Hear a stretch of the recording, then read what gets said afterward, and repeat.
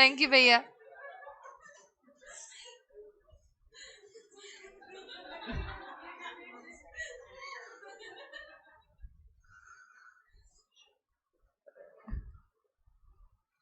तुम लोगों को इतनी हंसी क्यों आई है? आंसर सुना, चल खड़ी हो, खड़ी हो, खड़ी हो, आंसर सुना।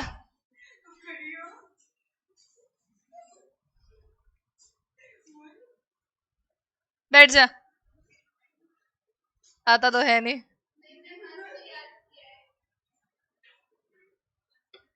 बैठ जा, नहीं सुन रही मैं। ओके, कल की क्लास में हम लोगों ने पॉइंट्स कहां तक कवर कर लिए थे? कल हमें तीनों वायरस पढ़ लिए थे। वॉर्म के लिए इन्होंने पॉइंट लिखा है कि वॉर्म एक तरीके का वायरस है जो ट्रोजन की तरह, जिसे एक होस्ट नहीं चाहिए, बिना होस्ट के भी अपने आप को कॉपी कर सकता है। जैसे कि इसको किसी फाइल के बेस की जरूरत नहीं है। होस्ट क्या होता है? जहां पे आप रिजाइड करते हो। पैरासाइट पढ़े थे बचपन में।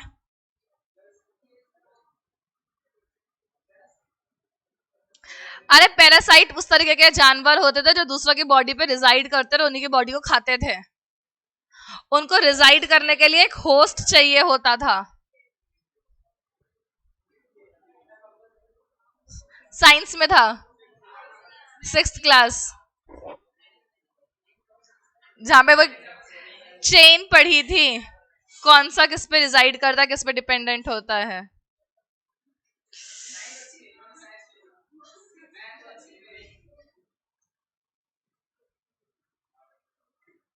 ठीक है, बेसिकली होता क्या है, वायरस एक तरीके का पैरासाइट ही होता है जो दूसरे के सिस्टम पे रहता है और उसी के सिस्टम को खराब करता है।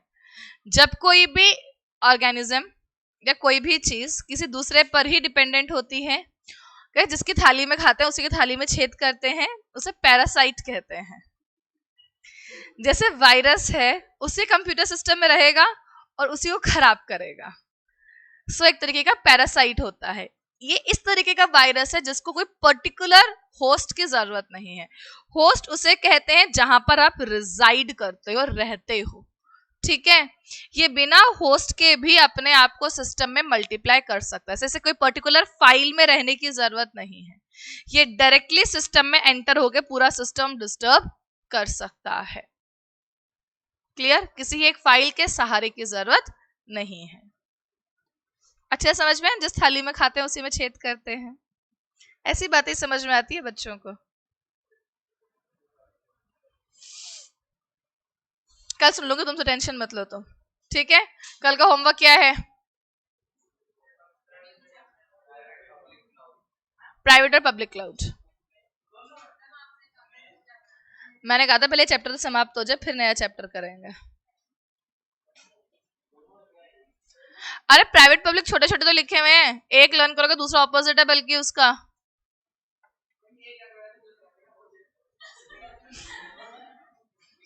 मैं तो सुनूंगी लेकिन दोनों। हाँ,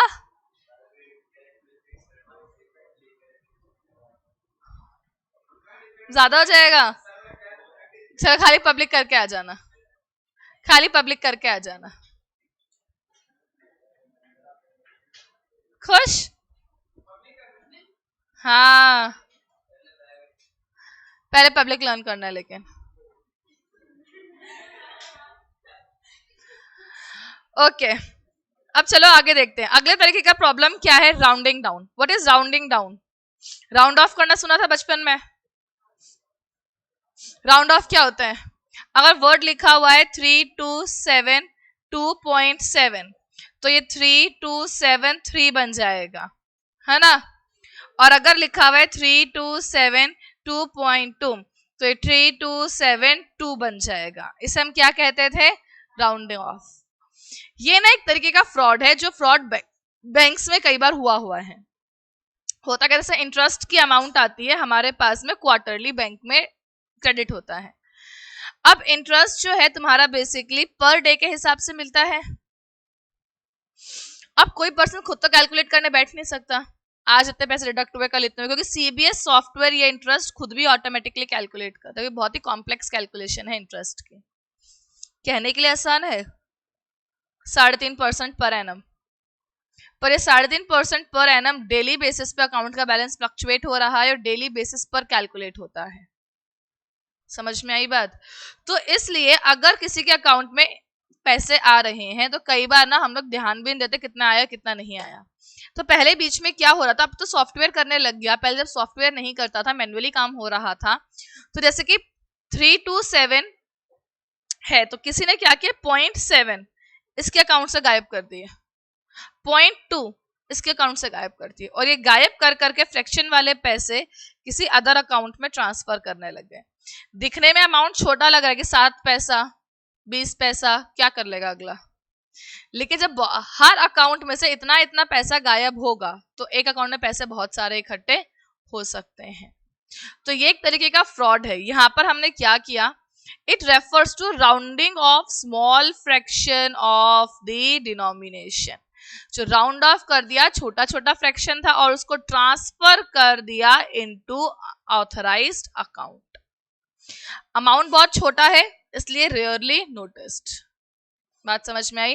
राउंड ऑफ एक ऐसे तरीके का टेक्निक है जहां पे इन्होंने क्या किया है, राउंड ऑफ कर दिया है। जो भी छोटे छोटे अमाउंट्स लिखे हुए हैं, हर उस छोटे छोटे अमाउंट को राउंड ऑफ करके बाकी बैलेंस वाले पैसे किसी दूसरे अकाउंट में डाल दिए। सलामी टेक्निक बिल्कुल इसके जैसा ही है, बस सलामी टेक्निक और राउंड ऑफ में छोटा सा डिफरेंस है। सलामी टेक्निक में पहले से सोच रखा है कितना पैसा हटाना है, मतलब ऐसे मैंने फिक्स कर दिया 0.30 पैसा हर किसी में से गायब करना है। समझ में आ गया? ये एक ऐसी टेक्निक है, this involve slicing small amount of money from the computer transaction. सलामी टेक्निक स्लाइटली डिफरेंट है राउंडिंग टेक्निक से, क्योंकि यहाँ पे आपने एक फिक्स अमाउंट को ही रिड्यूस करना है। यहाँ आपने ऑलरेडी सोच रखा है कि मुझे इसी अमाउंट को क्या करना है, रिड्यूस करना है। क्लियर है? तो हमने यहाँ पे 2 पॉइंट्स लिखे। पहला पॉइंट कौन सा था, राउंडिंग डाउन। दूसरा पॉइंट कौन सा था, सलामी टेक्निक्स। फिर ट्रैपडोर। ट्रैपडोर देखो सुनने की कोशिश करते हैं होता क्या है। तुमने ना ऐसे एसएमएस देखे होंगे कभी कि अगर आपके पास में मैसेजेस के थ्रू या ईमेल के थ्रू किसी का भी लिंक आता है तो उस लिंक को ओपन मत करो। लिंक को ओपन करने से आपके फोन में या टैब में वायरस आ सकते हैं, या फिर कभी कभी अगर मेरे पास में से HDFC बैंक में मेरा अगर अकाउंट है, मेरे पास में ऐसी कोई मेल आया है कि HDFC बैंक की तरफ से मेल है और इस लिंक पे क्लिक करके आप अपने पासवर्ड को चेंज करो, कुछ भी ऐसे। अगर मैंने लिंक पे क्लिक करा ना तो HDFC के ओरिजिनल पेज की जगह डुप्लीकेट पेज उसको रिप्लेस कर देता है, फ्रॉड पेज।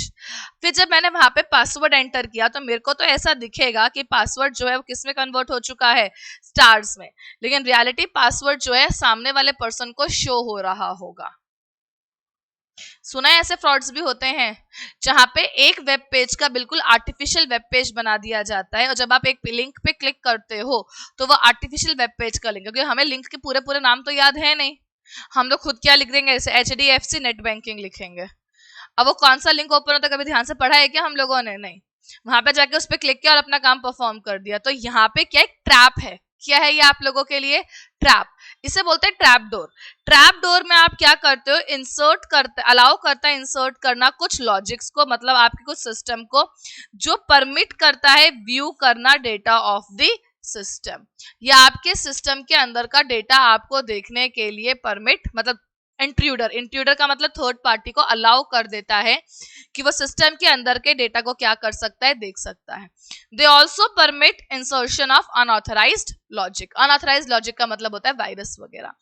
आप उनको वायरस वगैरह भी यूज करने देते हो। फॉर एग्जाम्पल पॉपअप साइट तो सबने देखी है, हम काम कर रहे हो तो चाहे से पॉपअप साइट्स ओपन हो जाती है, उस पर कभी क्लिक कर दो सिस्टम हैंग होने लग जाता है, होता है ना पॉपअप साइट वगैरह लैपटॉप्स में आती हैं। तो ये भी एक तरीके से क्या है, ट्रैप डोर है, जहां पे उस साइट पे गलती से हम क्लिक कर देते हैं, हमारे क्लिक होते हुए साइट को परमिशन मिल जाती है कि वो अपने कुकीज तुम्हारे सिस्टम में डाउनलोड कर देता है। कुकीज अवेयर है सब क्या होता है, आप जब भी कोई ऐप डाउनलोड करते हो तो उनके कुकीज आते हैं तुम्हारी ऐप फोन में, उस कुकीज की वजह से उसे पता चलता है कि तुम बाकी एप्लीकेशंस पर क्या कर रहे हो। ठीक है, तो यहां से उन्हें वो इंफॉर्मेशन गेन हो जाती है। तो इट्स अ ट्रैप डोर। क्या है? It's a trap door.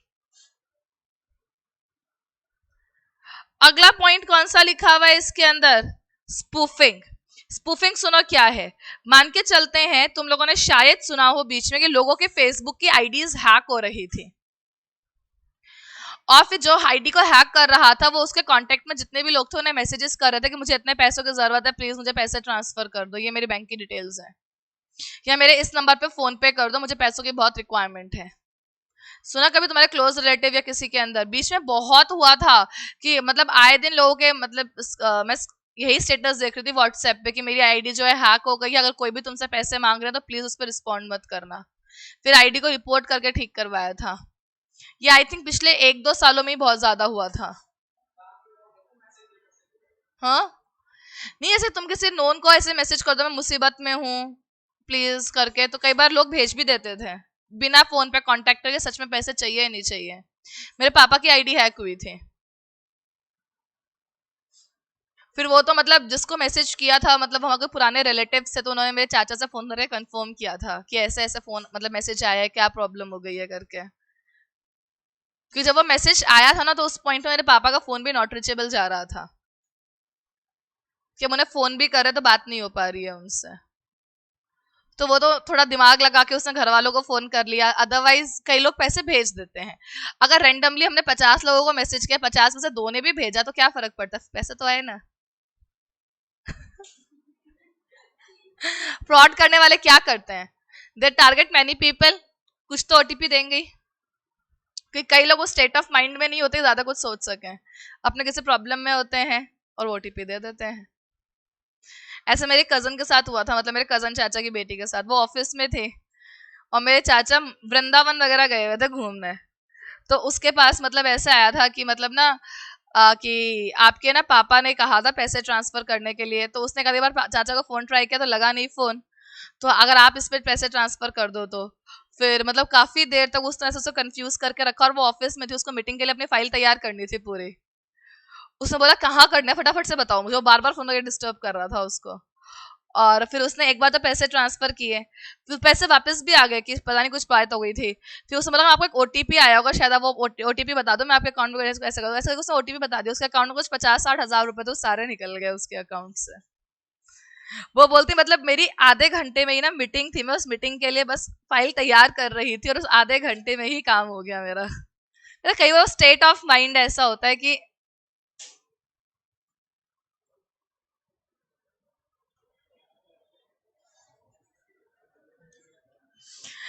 तो इसे हम बोलते हैं स्पूफिंग। स्पूफिंग में हम लोग क्या करते हैं, स्पूफिंग के अंदर हम लोग ना किसी के सोर्स एड्रेस को फॉर्ज कर लेते हैं और बाद में अपने आप को दूसरा पर्सन रिप्रेजेंट करके किसी तीसरे इंसान को पागल बना देते हैं। फॉर एग्जाम्पल जैसे किसी ने हर्ष की आईडी को हैक कर लिया, फिर वो दूसरों को हर्ष बनकर मैसेज कर रहा है और उनको क्या कर रहा है, फ्रॉड कर रहा है। It's known as spoofing. क्या कहते हैं इसको, देखा हम सबने, हम बस टेक्निकल नाम नहीं पता था। यहाँ पे स्पूफिंग में अटैक करते हैं इन्वॉल्विंग फॉर्ज करना किसी के एड्रेस को, जैसे फेसबुक वगैरह का, इंस्टाग्राम वगैरह का। मशीन यहाँ पे इम्पर्सोनेट का मतलब होता है कि दूसरे इंसान की पर्सनालिटी को कॉपी कर लेना, तो आप इम्पर्सोनेट करते हो अदर पर्सन को स्पूफिंग टेक्निक के अंदर। यहाँ पे बेसिकली एक पर्टिकुलर मशीन पर ही होता है जो मशीन आपको वनरेबल लग रही है।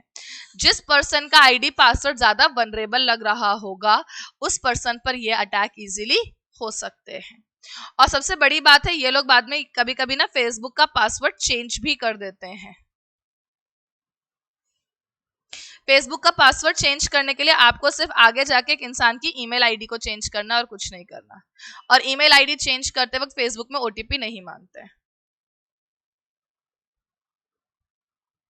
जब तुम लोग ईमेल आईडी वहां से चेंज कर दो, फिर पासवर्ड को चेंज करोगे ना, रिसेट पासवर्ड, तब वो रिसेट पासवर्ड का आप मैसेज जो है अपने मेल पे मंगवा सकते हो, ओटीपी मेल पे मंगवा सकते हो।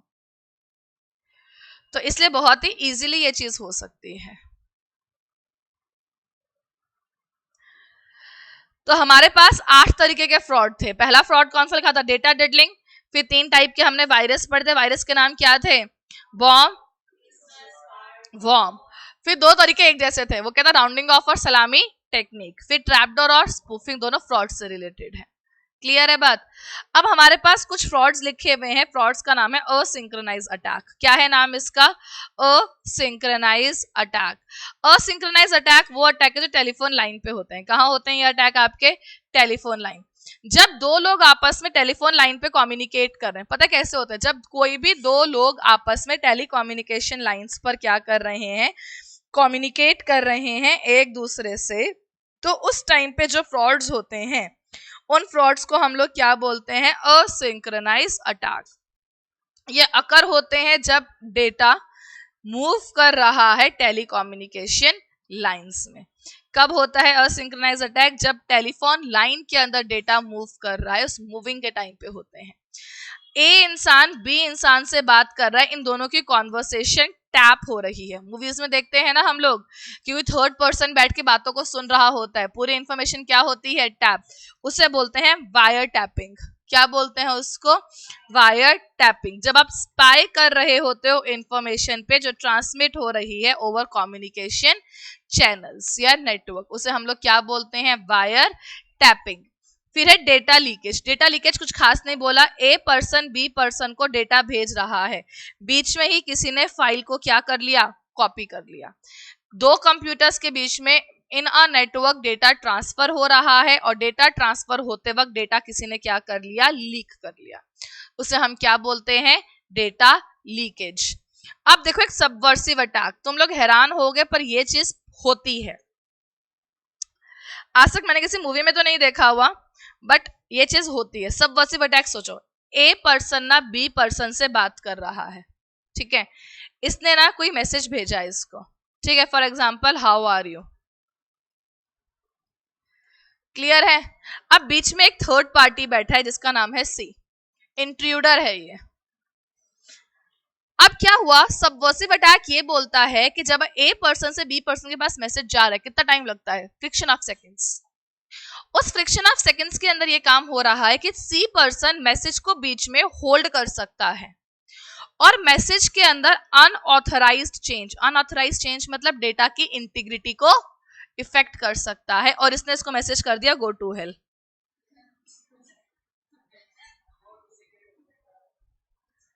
समझ में आई बात? इसे बोलते हैं सबवर्सिव अटैक। कौन सी मूवी में ये? यहाँ टेक्नोलॉजी की सहायता से चेंज हो रहा है।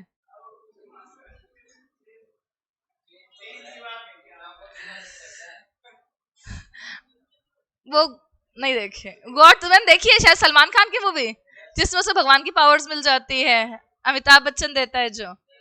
देखिए देखिए, बट ये सीन याद नहीं है, मूवी देखी है।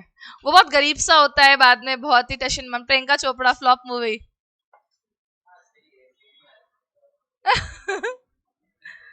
फ्लॉप मूवी कौन याद रखता है? चलो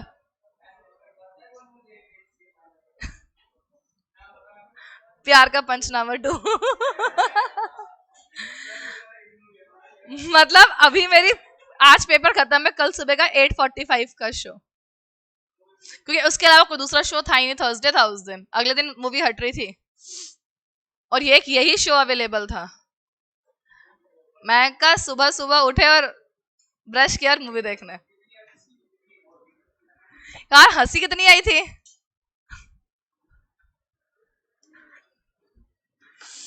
एंटरटेनमेंट होना चाहिए। अब सुनो बात, ये कौन सा तरीका है?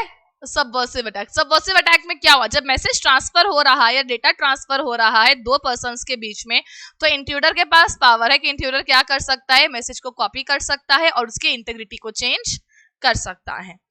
दिस इन प्रोवाइड, ये प्रोवाइड करता है इंट्रूडर को। इसने क्या बोला? ये प्रोवाइड कर रहा है इंट्रूडर को किसके साथ में?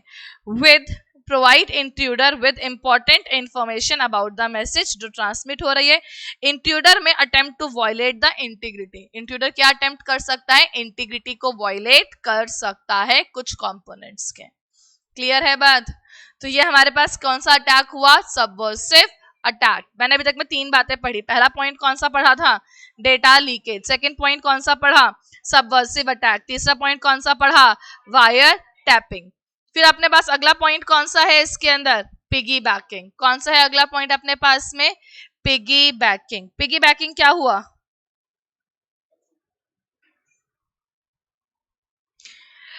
पिगी बैकिंग का मतलब है यहां पे कि किसी ऑथराइज्ड सोर्स से या ऑथराइज्ड लिंक से अनऑथराइज्ड फंक्शन होना।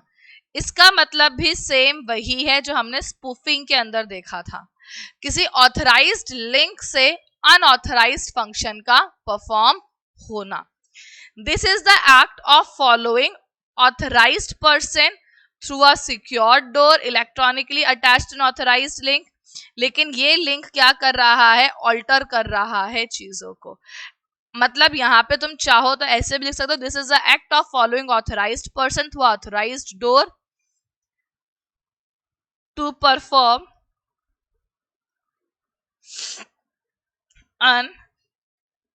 unauthorized access या function, to perform unauthorized access और function। क्लियर है? अगर ये लैंग्वेज थोड़ी टेक्निकल लगे तो इसको इस तरीके से भी लर्न कर सकते हो। तो यहाँ पे कितने अटैक लिखे हैं सब आपके पास असिंक्रोनाइज के अंदर? 4 अटैक। पहला अटैक कौन सा है? दूसरा, तीसरा और चौथा पिगी बैकिंग। क्लियर है बात? पक्का?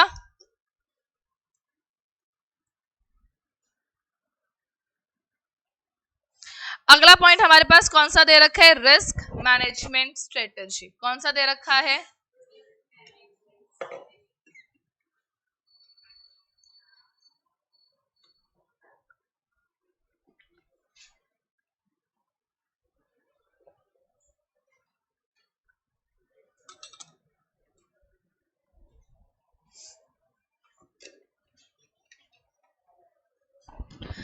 अब याद करते हैं थोड़ी सी बातें तुम्हें जो ऑडिट में पढ़ी होगी। रिस्क मैनेजमेंट स्ट्रेटेजी, नाम से ही पता चल रहा है ऐसी स्ट्रेटेजी जो रिस्क को क्या करवा रहा है? मैनेज। रिस्क असेसमेंट याद है? रिस्क को आइडेंटिफाई करो, असेस करो, उसके होने के चांसेस को देखो, मटेरियल है या नहीं है, टॉलरेट कर सकते हो या नहीं, और उसके बाद हम रिस्पॉन्स देते थे। कुछ याद आई बात? यहां पर भी हम लोगों को ऐसा ही कुछ करना है। हम लोगों को सबसे पहले यहाँ पे क्या देखना है? असेस करना है रिस्क को, फिर रिस्क को रिड्यूस करना है उस लेवल तक जिस लेवल पर आप रिस्क को टॉलरेट कर सकते हो। किस लेवल तक रिड्यूस करना है रिस्क को? उस लेवल तक जिस लेवल तक आप रिस्क को क्या कर सकते हो? टॉलरेट कर सकते हो। जो तुम्हारा टॉलरेबल लेवल है रिस्क का, कौन सा लेवल है जो टॉलरेबल लेवल है रिस्क का, उसको हम लोग बोलते हैं रिस्क एपेटाइट। क्या बोलते हैं उसको हम? Risk appetite. Risk appetite word का मतलब होता है वो लेवल ऑफ रिस्क जिसको आप क्या कर सकते हो? टॉलरेट कर सकते हो। मतलब जिसको तो आपको एक्सेप्ट करना पड़ेगा ही पड़ेगा और कोई ऑप्शन आपके पास नहीं है। तो हमारे पास में रिस्क मैनेजमेंट एक ऐसा प्रोसेस जहां पे हम रिस्क को असेस कर रहे हैं, फिर रिस्क को रिड्यूस करने के लिए स्टेप ले रहे हैं। रिस्क को कहां तक रिड्यूस करेंगे? टू द टॉलरेबल लेवल तक। कहां तक रिड्यूस करेंगे रिस्क को? To the tolerable level. तो रिस्क मैनेजमेंट प्रोसेस में आप क्या करते हो? असेस करते हो रिस्क को, स्टेप्स ले रहे हो रिड्यूस करने के लिए रिस्क को। हमने यहाँ पे क्या किया? ये एक ऐसा प्रोसेस है जिस प्रोसेस में आप लोग क्या कर रहे हो? असेस कर रहे हो रिस्क को और स्टेप ले रहे हो क्या करने के लिए? रिस्क को रिड्यूस करने के लिए। कहां तक? To acceptable level. Acceptable level को हम क्या भी कहते हैं? टॉलरेबल लेवल, और क्या भी कहते हैं? Risk appetite. और फिर हम लोग कोशिश करेंगे कि वही लेवल हमारा क्या रहे? मेंटेन रहे। तो रिस्क मैनेजमेंट में आपने आइडेंटिफाई किया रिस्क को, मेजर किया, मिनिमाइज किया रिस्क को। क्लियर है बात?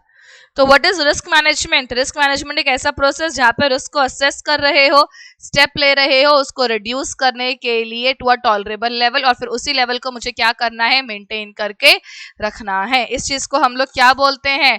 Risk management strategy. क्या बोलते हैं इस चीज को हम लोग? Risk management strategy. क्लियर है बात? ऑनलाइन क्लास समझ में आ रही है बातें?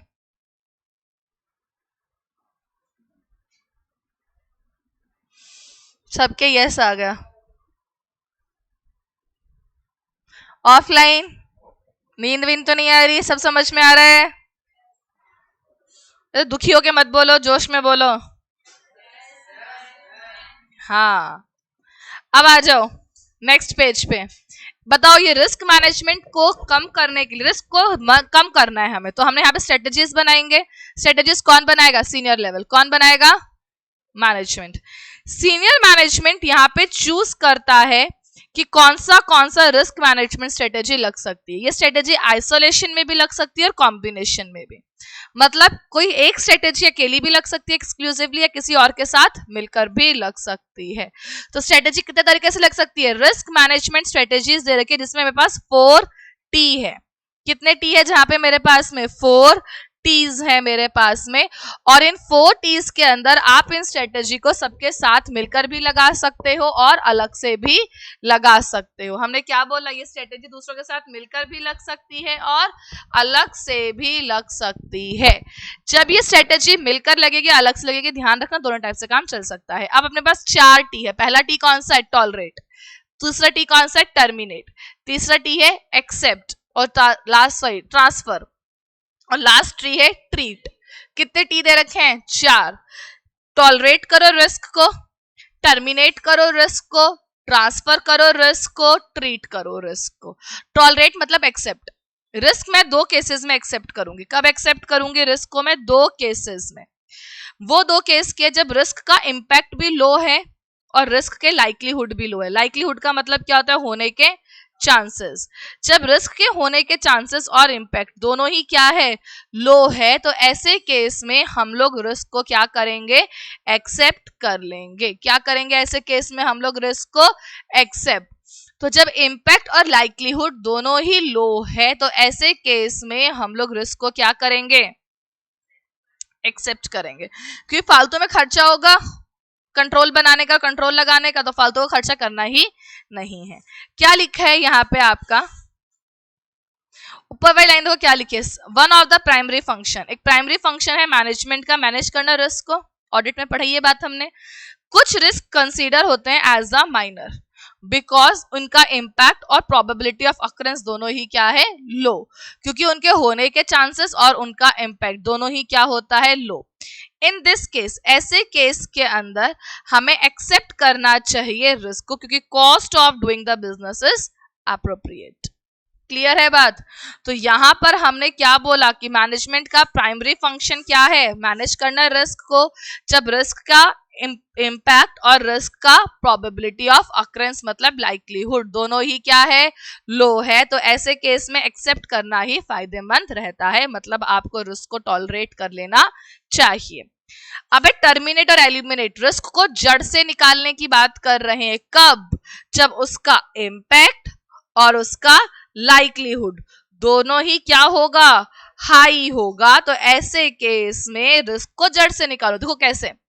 मैंने एक वेंडर से सॉफ्टवेयर खरीदा, सॉफ्टवेयर में वायरस था, मैंने फिर सॉफ्टवेयर खरीदा उससे, फिर वायरस, फिर सॉफ्टवेयर खरीदा, फिर वायरस। वेंडर ही बदल दो, दिक्कत खत्म। टर्मिनेट और एलिमिनेट करने का मतलब है कि जिस चीज की वजह से दिक्कत हो रही है उस चीज को रिप्लेस कर दो, प्रॉब्लम को जड़ से खत्म करो। समझ में आई बात?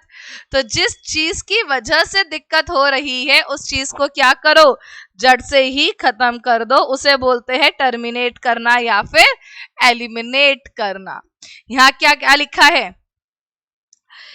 Specially in the case risk high है, प्रोबेबिलिटी भी और इम्पैक्ट भी, इसलिए बेस्ट है मॉडिफाई करना प्रोजेक्ट की स्ट्रेटेजी को, ताकि आप अवॉइड कर सको रिस्क को ऑल टुगेदर। यहाँ पे आपको रिस्क को ऑल टुगेदर अवॉइड करना है। तो risk can be eliminated, replace कर दो किसी टेक्नोलॉजी को किसी अच्छी टेक्नोलॉजी के साथ में, या फिर कैपेबल सप्लायर और वेंडर के साथ में। अगर रिस्क, सॉरी यहाँ पे पूरा है, अगर रिस्क किसी एसोसिएटेड है किसी टेक्नोलॉजी के यूज के साथ में, किसी सप्लायर के साथ में, तो बेस्ट क्या है? सप्लायर को टेक्नोलॉजी को क्या कर दो? रिप्लेस, काम ही खत्म। टर्मिनेट और एलिमिनेट का मतलब कब लगेगी टर्मिनेट और एलिमिनेट? जब रिस्क और उसका इंपैक्ट दोनों ही क्या है? हाई है। जब दोनों ही हाई है तो ऐसे केस में आपको मॉडिफाई करना पड़ेगा चीजों को। अगर किसी टेक्नोलॉजी या वेंडर से रिलेटेड रिस्क है, टेक्नोलॉजी और वेंडर को रिप्लेस कर दो, रिस्क भी खत्म। क्लियर तनिष्क? क्लियर? तो पहला पॉइंट क्या था, टॉलरेट द रिस्क। टॉलरेट कब, जब इम्पैक्ट और लाइक्लीहुड दोनों लो, तो आपको क्या करना है, टॉलरेट। टर्मिनेट और एलिमिनेट कब करना है, जब दोनों ही हाई है। यहाँ दोनों हाई है, इम्पैक्ट भी हाई है और लाइक्लीहुड भी हाई है। तो बेस्ट है मॉडिफाई करो स्ट्रेटेजी को ऑल टुगेदर। अब देखो अगला पॉइंट हमारे पास यहाँ पे क्या लिख के दे रखा है। अगला पॉइंट दे रखा है हमारे पास में ट्रांसफर और शेयर द रिस्क। मान के चलते हैं कंपनी के एसेट्स हैं, ठीक है, कंपनी में अगर कभी आग लग गई तो नुकसान हो जाएगा बैठे बिठाए, इंश्योरेंस ले लो। अब अगर आग लग गई तो नुकसान कौन भरेगा, ट्रांसफर करा शेयर करा रिस्क को, समझ में आया। Transfer and share the risk, risk को मिटिगेट करना। मिटिगेट मतलब क्या होता है, रिड्यूस करना। Risk mitigation approach can be shared with trading partner. Risk को रिड्यूस करने के अप्रोच को आप शेयर कर सकते हो ट्रेडिंग पार्टनर के साथ में। उसके बाद सीधा लास्ट लाइन पे आ जाओ। Risk can also be mitigated by transferring the cost of realized risk to an insurance provider. Risk को कैसे मिटिगेट करोगे, लॉस को ट्रांसफर करके किसी इंश्योरेंस प्रोवाइडर को। क्लियर है बात। तो हमने यहाँ पे क्या किया, ट्रांसफर किया है, शेयर किया है रिस्क को। ट्रांसफर और शेयर का मतलब क्या होता है कि रिस्क को आपको किसी थर्ड पार्टी को क्या करना है, शिफ्ट करना है। अब सप्लायर को ऐसा ट्रांजिट में कोई दिक्कत है, या फिर अगर आपने ऐसा कॉन्ट्रैक्ट साइन कर लिया कि अगर 2 साल तक इसमें कोई भी वायरस आ गया तो सिस्टम तुम फ्री में ठीक करके दोगे, तो नुकसान किसका, सप्लायर का।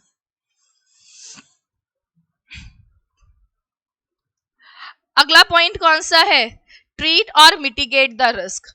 यहाँ पे ट्रीटमेंट की बात कर रहे हैं। ट्रीटमेंट कैसे लगेगा, कंट्रोल्स लगा के। रिस्क है कि सिस्टम कोई हैक कर सकता है तो सिस्टम पे स्ट्रॉन्ग पासवर्ड लगा दो। इसे क्या करना कहते हैं, इंटरनल कंट्रोल लगाना। तो ट्रीटमेंट करने के लिए जब ऊपर वाला कोई भी ऑप्शन काम में नहीं आएगा तब ये ऑप्शन लगेगा। तो पूछ सकते हैं कि कौन सा रिस्क है जो किसी दूसरे ऑप्शन के ना काम करने पे अप्लाई होता है, कौन सा है वो, ट्रीट या फिर मिटिगेट। ट्रीट करना है, मिटिगेट करना है रिस्क जब all other actions are eliminated, तो सुटेबल कंट्रोल को डिवाइस करो। डिवाइस का मतलब होता है plan. Suitable control must be planned and implemented, ताकि प्रिवेंट कर सको रिस्क को फ्रॉम मैनिफेस्टिंग इटसेल्फ और मिनिमाइज कर सको उसके इफेक्ट्स को। तो लास्ट कौन सा रिस्क दे रखे हैं इसमें, ट्रीट और मिटिगेट द रिस्क। ये कब लगेगा, जब बाकी सारे फंक्शंस काम नहीं कर रहे हैं। तो सुटेबल क्या है, कंट्रोल्स बनाओ और काम पूरा करो। क्लियर बात। तो हमारे पास में 4 टी थे। पहला टी क्या था, टॉलरेबल, जहां पे इम्पैक्ट और लाइक्लीहुड लो होने पे हम लोग चीजों को टॉलरेट कर सकते हैं। दूसरा कौन सा था, टर्मिनेशन में हम लोग कब कर रहे थे, जब दोनों ही केसेस हाई है तो रिस्क को क्या कर दो, टर्मिनेट कर दो। फिर अगला पॉइंट, ट्रांसफर कब करोगे,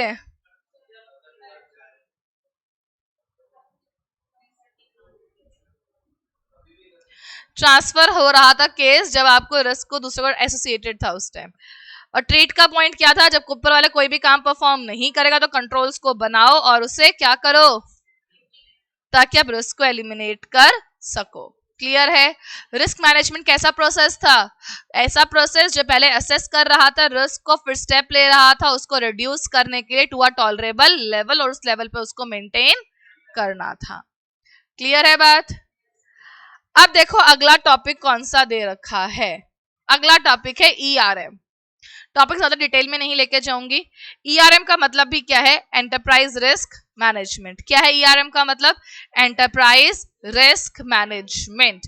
यहाँ पे हम लोग क्या कर रहे हैं, एंटरप्राइज पर रिस्क को क्या कर रहे हैं, वही वाली बात। कंपनी में रिस्क मैनेजमेंट का काम किसका होता है, बोर्ड ऑफ डायरेक्टर्स रिस्क को मैनेज करने के लिए कंट्रोल्स लगाते हैं। जो कंट्रोल इस बात को इंश्योर करता है कि रिस्क को ड्यू टू फ्रॉड और एरर या तो प्रिवेंट हो रहा है, या डिटेक्ट हो रहा है, या फिर करेक्ट हो रहा है। और अगर हो भी रहा है तो आपने उसको रिड्यूस कर रखा है कहां तक, to an acceptable level. Definition देखो, क्या यही बात बोल रहा है ईआरएम की डेफिनेशन।